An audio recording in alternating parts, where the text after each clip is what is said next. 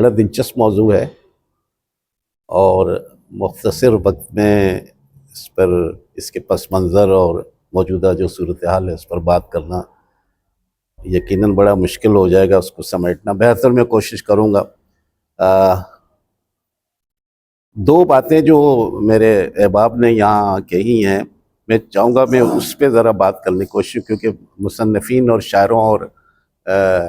نثر نگاروں پہ بات ہوئی، حوالے بھی اچھے آئے ہیں بڑے لوگوں کے، طنز و مزاح لکھنے والوں۔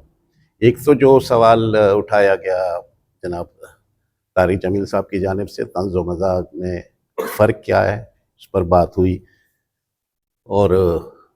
پرویز بالگرامی صاحب نے اس کی وضاحت کی، اور پھر پرویز بالگرامی صاحب نے بھی ایک نقطہ اٹھایا ہے کہ طنز و مزاح جو بعض بڑے لکھنے والوں کا آج کی صورتحال سے اپڈیٹ نہیں ہو رہا، وہ یہ ہے کہ وہ معاشرہ چینج ہو گیا۔ تو ان دونوں میں مختصر کوشش کروں گا بات کرنا چاہوں گا، ورنہ تو یہ بہت لمبی بات ہے۔ رشید احمد صدیقی اور شوکت تھانوی اور عظیم بیگ چغتائی سے بات چلے گی تو پطرس بخاری سے ہوتے ہوئے پھر یہ جناب بڑے بڑے نام ہیں، ابراہیم جلیس اور ابن انشا اور انعام دورانی، بڑا اہم نام، اور پھر اس کے بعد میں 20ویں صدی کے آخر میں ہی مشتاق یوسفی صاحب 60 کے عشرے میں ہی چراغ تلے سے ایک نیا عہد شروع ہوا۔ تو محمد اسلام صاحب ہمارے دوست ہیں، ان کی کتاب طنز و مزاح لکھنے والے ہیں، بڑے اچھے رائٹر ہیں۔ ان کی کتاب کی رونمائی سے میں نے ایک مضمون ان کے لیے ان کی کتاب پر اور ان کی شخصیت پر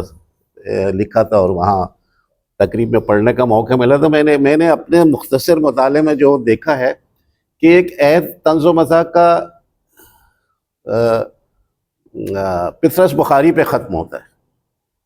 اور پھر پطرس بخاری سے دوسرا ایک عہد شروع ہوتا ہے جس میں درخشاں ستارہ جو ہے مشتاق یوسفی ہے، اور اس کے ارد گرد ایک جھرمٹ ہے بڑا نام والے، جو کرنل محمد خان، ابن انشا اور شفیق الرحمان، یہ نام ہیں بہت بڑے۔ تو طنز و مزاح، سیٹائر اینڈ ہیومر، انگلش